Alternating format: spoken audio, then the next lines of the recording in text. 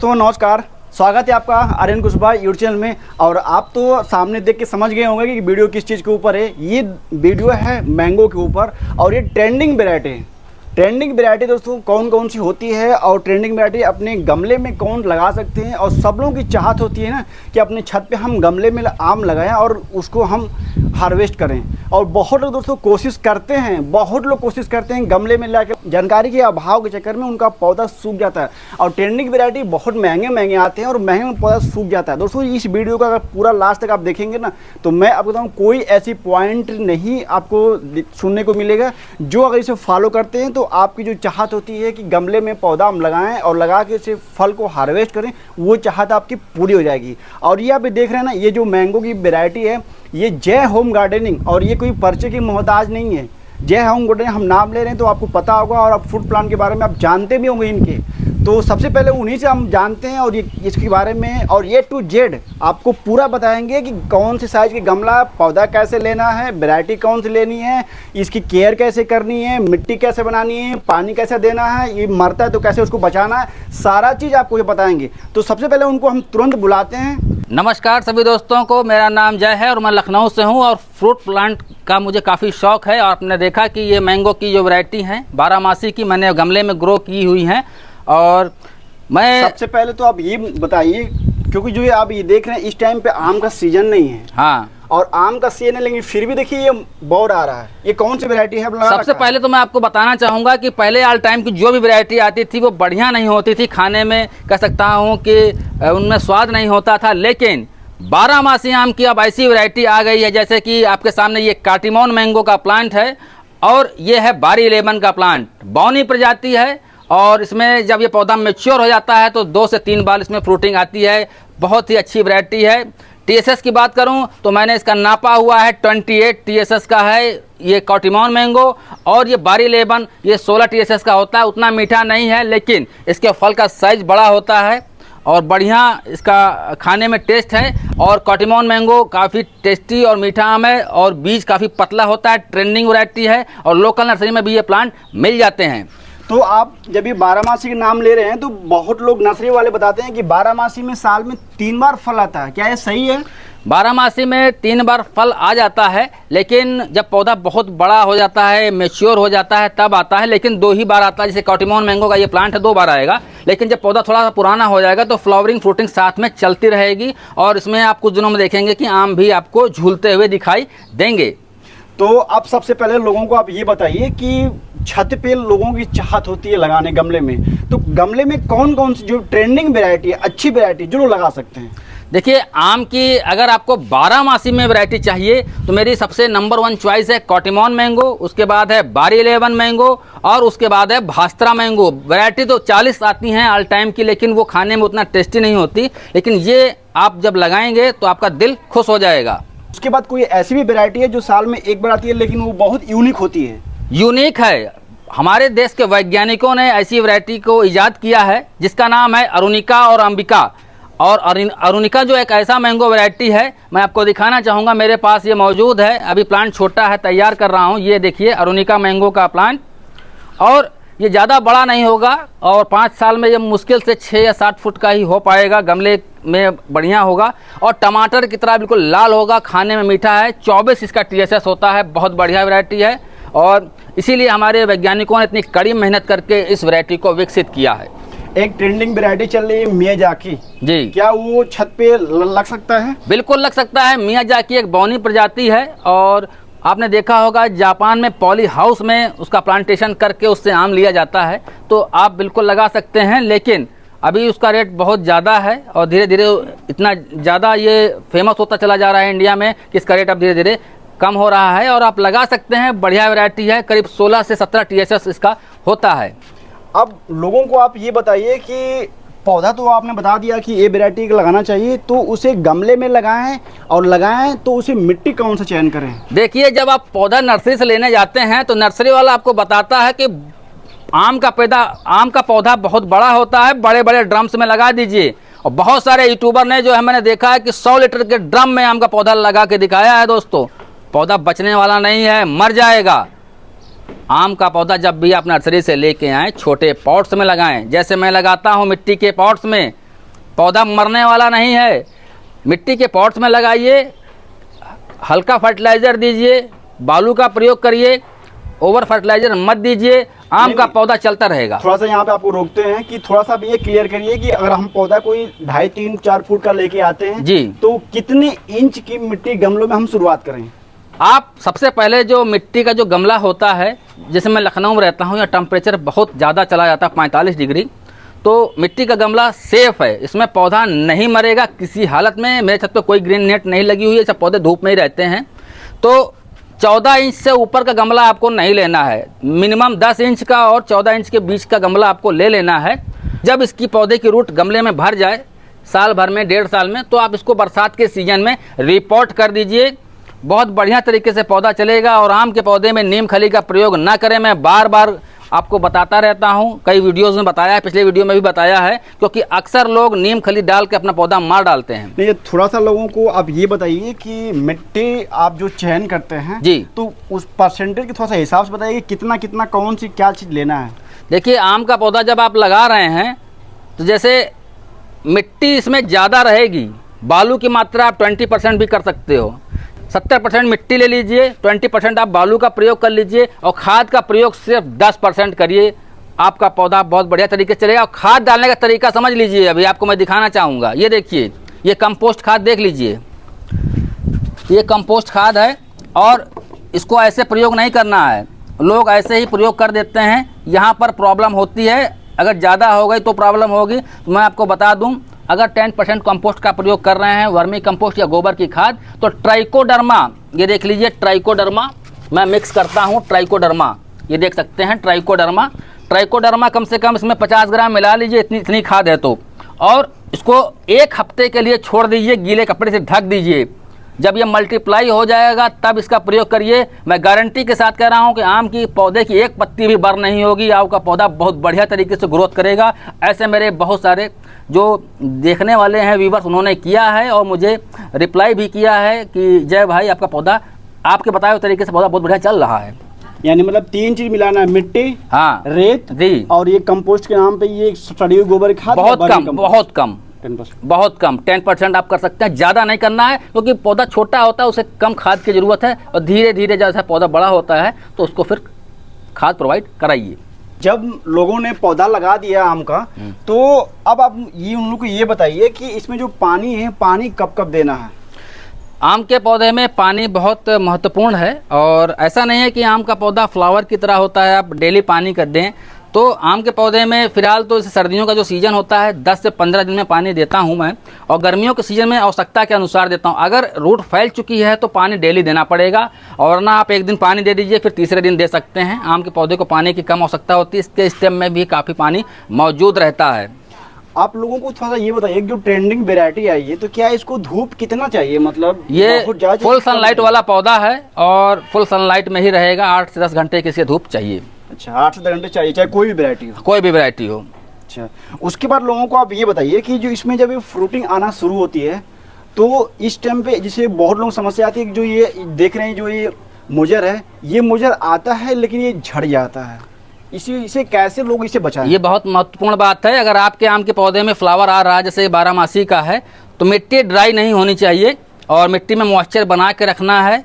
और साथ में कुछ और चीज़ों का भी ध्यान रखना है, जैसे कि आपका जो प्लांट है वो फुल सनलाइट में है कि नहीं, ये चीज़ का ध्यान रखना है। अच्छा, तो अब इसमें थोड़ा सा आप ये बताइए कि जैसे ये तो आपने बता दिया कि ध्यान रखना है, उसका मॉइस्चर ध्यान रखना है, और इसमें जो खाद है, खाद कब कब देते हैं?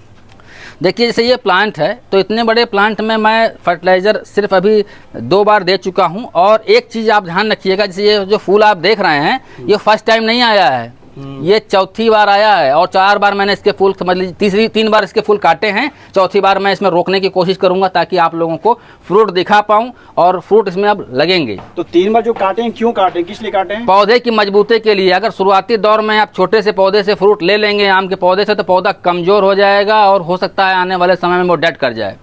अच्छा, तो ये बहुत ही अच्छी बात है। शुरू में आपको फ्रूट इसमें नहीं लेना है, अगर मैच्योर पौधा है तो अभी ले भी सकते हैं। अगर आप चाहते हैं कि आप आम का पौधा लाएं और तुरंत फ्रूट ले लें, तो उसमें एक चीज़ आपको करना होगा कि आप नर्सरी से मैच्योर पौधा भी ले आएं, क्योंकि आजकल लोकल नर्सरी में या ऑनलाइन आप जानते ही हैं, रेडी प्लांट मिलते हैं, आप बाई करके तुरंत फ्रूट ले सकते हैं।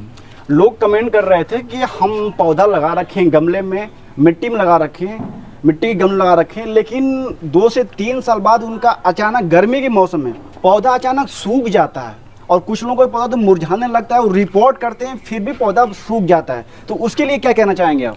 देखिए, आम का पौधा क्या होता है कि बरसात का सीज़न जैसे ही ख़त्म होता है तो प्रॉब्लम क्रिएट होती है, क्योंकि जैसे बारिश होती है रूट में ज़्यादा पानी इकट्ठा होता है और वहीं लग जाती है फंगस, चाहे वो ज़मीन में हो चाहे गमले में। तो इसके लिए मैं तूतिया का प्रयोग करता हूँ, कॉपर सल्फेट का, और छोटा पौधा है तो 2 ग्राम पर लीटर के हिसाब से, जैसे मैंने सुबह रख दिया 8 बजे तो रात में इसे मिट्टी में दे देता हूँ और पौधा 100% बच जाता है। और साथ में कॉपर ऑक्सीक्लोराइड जो आता है उसका जो है 2 ml पर लीटर के हिसाब से महीने में 2 बार स्प्रे कीजिए। आपका पौधा बहुत बढ़िया तरीके से ग्रोथ दिखाएगा, कोई भी फंगस प्लांट में लगने वाली नहीं, जैसे कि मेरा पौधा आप देख सकते हैं। तो इसके अलावा क्या इसमें कुछ और भी आती बीमारियां जिससे लोग मतलब इसके बारे में जान सकें? बीमारियां आती है, कीट मकोड़ों का अटैक हो जाता है तो नीम ऑयल भी मैं यूज़ करता हूं और बेवेरिया बासियाना भी मैं प्रयोग करता हूं, दोनों प्रयोग करता हूं। और सर्दियों के मौसम में तो मैं बेवेरिया का ही प्रयोग करता हूं, बेवेरिया बासियाना 5 ग्राम पर लीटर के हिसाब से स्प्रे करता हूँ। माइट्स का इस पर बहुत ज़्यादा असर होता है, यानी मकड़ी इस प्लांट को बहुत नुकसान देती है, तो मकड़ी का सफाया कर देता है बेवेरिया बासियाना, और वो मकड़ी के ऊपर एक लेयर बना देता है। ऑर्गेनिक होता है, कोई भी दिक्कत नहीं होने वाली। और मैं सबसे बोलूँगा कि बेवेरिया बासियाना का प्रयोग अपने गार्डन में कीट मकोड़ों को भगाने के लिए ज़रूर से ज़रूर करें। तो कितने ग्राम कितने ml पानी में उसको यूज करें? 5 ग्राम 1 लीटर पानी में मिला के आप स्प्रे कर दीजिए। और ध्यान रखिए कि स्प्रे शाम को समय ही करना है, 7 से 8-9 बजे तक के बीच में ही कर देना है, और महीने में आप 2 बार कर सकते हैं। महीने में 2 बार कर सकते हैं जी। अब थोड़ा सा कुछ लोग ये केमिकल का लेते हैं सहारा, जैसे साफ फंगिसाइड है और अलग अलग फंगिसाइड, क्या वो डालना उचित रहेगा? साफ फंगिसाइड पहले बहुत अच्छा आता था, लेकिन अब मुझे नहीं लगता कि उसकी क्वालिटी अच्छी हो, तो उससे बढ़िया बढ़िया फंगिसाइड मौजूद हैं। तो मैं रेडोमिल गोल्ड का प्रयोग करता हूं, कॉपर ऑक्सीक्लोराइड का प्रयोग करता हूं और बेवेरिया बासियाना कीटनाशक का प्रयोग करता हूं। कभी कभी जैसे नीम ऑयल है, जैसे कि बेवेरिया बासियाना जो है मार्च के बाद नहीं अच्छा काम करता है, तो मैं नीम ऑयल का स्प्रे करता रहता हूं, कीट मकोड़ों से बच जाता है। फंगिसाइड मैंने बता दिया, रेडोमिल गोल्ड जो आता है उसका प्रयोग करता हूं, या फिर कॉपर ऑक्सीक्लोराइड। कॉपर ऑक्सीक्लोराइड बहुत बढ़िया फंगिसाइड है और प्लांट को बिल्कुल सही कर देता है। अब थोड़ा सा लोगों को ये बताइए कि अगर कोई पौधा हम गमले में लगाए हैं, बड़ा पौधा हो गया, 4 से 5 फुट का हो गया, उससे ऊपर भी जा रहा है, तो क्या इस पे भी स्प्रूनिंग हम कर सकते हैं और स्प्रूनिंग से क्या लाभ मिलता है?